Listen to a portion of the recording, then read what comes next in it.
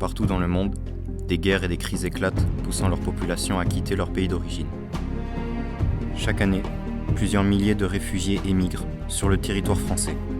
Les derniers viennent de Syrie, du Mali, de Guinée, de Côte d'Ivoire ou encore d'Ukraine. Pour les accueillir, plusieurs associations se sont créées pour les aider à s'intégrer. Je m'appelle Suleiman Diakité, je suis malien. Je suis Al-Zouri Majd, j'ai 24 ans, je suis syrien, je viens de Homs. Je m'appelle Bangali Kamara, j'ai 16 ans, je viens de la Guinée-Conakry. Je m'appelle Joseph, je suis syrien, j'ai 35 ans. Isbo Bouaba Yannick, je viens de la Côte d'Ivoire. J'ai quitté mon pays à cause de la guerre qui a commencé en 2011.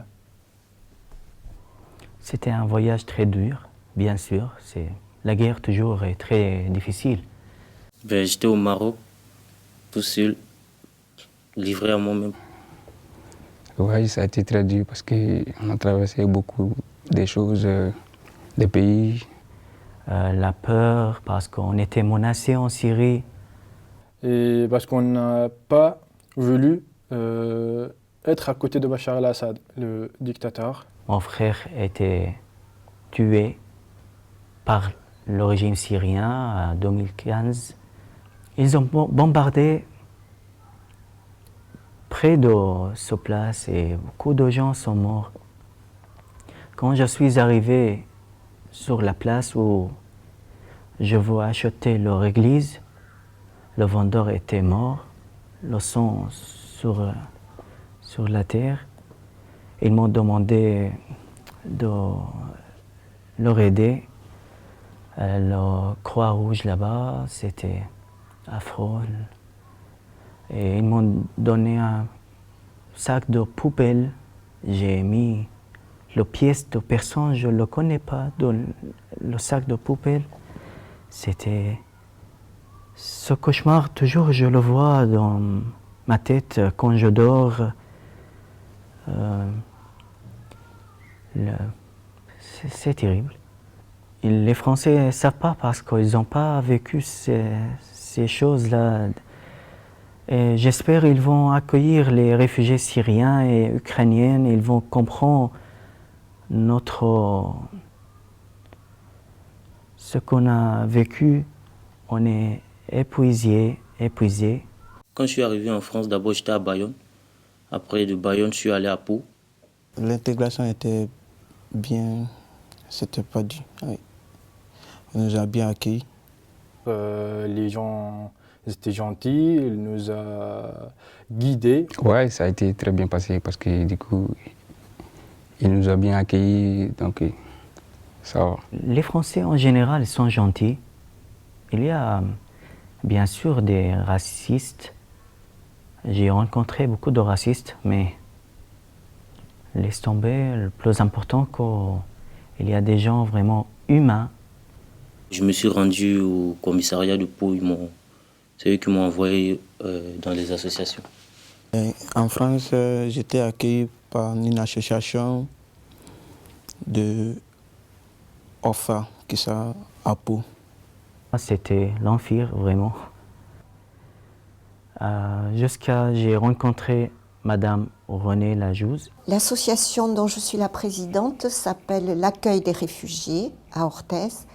Donc le but, évidemment, c'est d'accueillir des réfugiés, c'est-à-dire des personnes qui viennent de pays qui sont en guerre, comme actuellement en Ukraine. Nous avons accueilli des personnes qui venaient d'Irak, de Syrie, et donc actuellement en Ukraine. Nous sommes je dirais une quinzaine de personnes. Il y a beaucoup de phases différentes. Accueillir, c'est préparer un appartement qui soit le plus beau, le plus joli, le plus accueillant possible.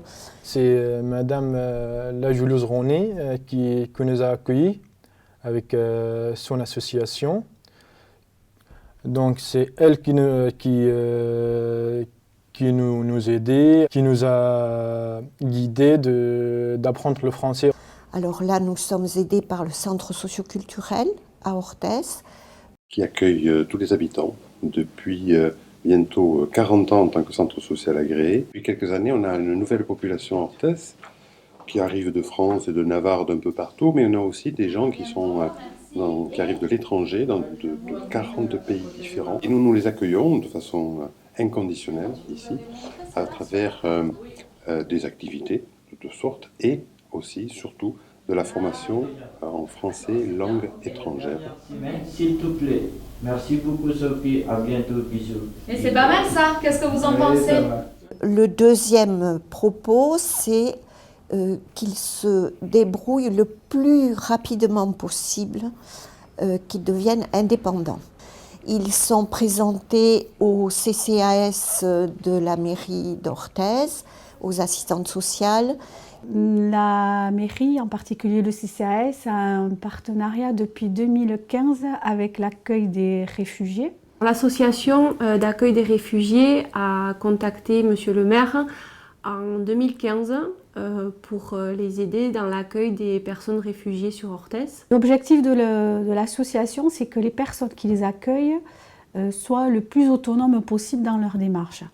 Donc au tout départ, nous recevons les familles toujours en présence des bénévoles pour les soutenir dans les démarches d'accès aux droits, c'est-à-dire au niveau de la caisse d'allocation familiale, leurs droits au niveau de la caisse primaire d'assurance maladie pour avoir une couverture maladie. Les familles qui arrivent ici, elles ont quitté leur pays où elles avaient une situation professionnelle. Certains étaient médecins, directrices de crèche. Il y en a même un qui était professeur à l'université. Et ils avaient aussi une situation sociale et familiale dans leur pays où ils se sentaient bien. Et les conditions d'arrivée ici révèlent qu'ils ont quitté un pays qui leur plaisait, mais dans lequel ils étaient en danger. Ça remet en question un peu nos pratiques professionnelles parce qu'il y a un effet un peu miroir. Contre l'idée reçue que les gens qui arrivent ici, ils sont pauvres et ils vont venir profiter du système social français. Nous, sur toutes les familles que nous accompagnons, c'est complètement faux. Ce sont souvent des familles qui avaient une vie sociale stabilisée. Ça veut dire emploi, logement, famille, santé, etc. J'étais en Syrie prof de biochimie à l'université d'Alep. Quand j'étais en Syrie, en fait, mon rêve c'était d'être un médecin. À cause de la guerre, j'ai laissé tomber parce qu'au Liban, j'ai travaillé. J'ai un stage bientôt dans une entreprise chimique. Là, je fais préparateur en pharmacie, je suis à alternance. C'est ma première année. Après, je vais voir si tu peux continuer pour être pharmacien. Actuellement, je travaille. Je travaille à une boulangerie à côté ici qui s'appelle Jacob. Je signe apprentissage là-bas. Le rêve, c'est de devenir un électricien à la bâtiment. Voilà. J'espère que les Français vont comprendre tout ça. Et ils vont commencer à chercher dans l'histoire. Et ils vont changer la vie pour tous les réfugiés. La guerre va commencer n'importe où. Peut-être demain, il va commencer en France, on ne sait pas. C'est trop difficile quand les Français peut-être vont partir en Italie ou aux États-Unis. Et les Américains seront très racistes contre les Français. C'est terrible, c'est un cauchemar.